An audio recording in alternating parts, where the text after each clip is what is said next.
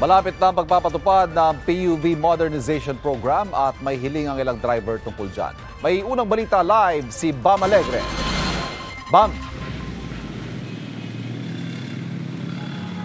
Evan, magandang umaga. Habang may kinakaharap na sitwasyon itong LTFRB, kaugnay ng umano'y korupsyon sa kanilang ahensya, may isa pa silang mandato na kailangan matugunan bago matapos ang taon, ang modernization program ng mga jeepney.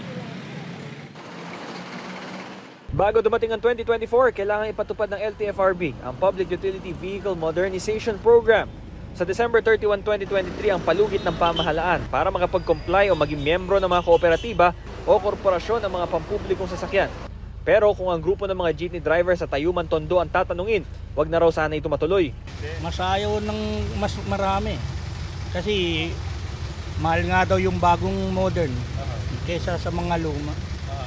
Bagong bilis masira eh. Yung mga ganito matitibay eh. Kabilang sa mga pangamba nila, mawawala ang nakagisnang boundary system at magiging plakado sa 8 oras ang working hours ng mga tsuper. Kapalit niyan dapat ang siguradong sweldo kada buwan. Hindi rin sang-ayon sa PUV modernization si Woody Calyonco na dinadaan daw sa sipag ang pamamasada para madagdagan ang kita. Oo, gusto ko yung matuloy yan. Kasi mahirapan kami. Sahod lang kami din. Sa ilalim ng programa, kailangan compliant ang makina sa Euro 4 at Philippine National Standards. Pwede ring LPG-powered, electric o hybrid.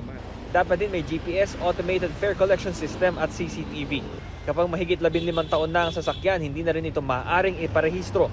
Convenience at safety ang prioridad ng programang ito ayon sa LTFRB, lalo at masusolusyonan nito ang polusyon. Pero sabi ng mga driver, bago ang mga ito, ayusin muna ng mga kinauukulan ng mga aligasyon ng lagayan sa ruta. May issue na nga raw, masasagasaan pa ang hanap buhay nila sa mga bagong patakaran. Mahirap yun sa mga driver na katulad namin. Lalo na yung mga operator na umaasa lang sa ganitong sasakyan. Pero mo kung bibili ka ng modern, imbis na sa'yo na boundary, iba-boundary mo pa ron.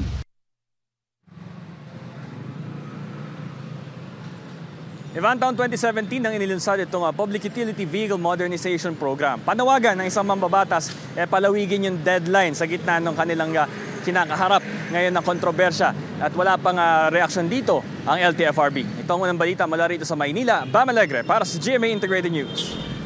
Mga kapuso, para laging una sa mga balita, bisitahin at mag-subscribe sa GMA Integrated News sa YouTube.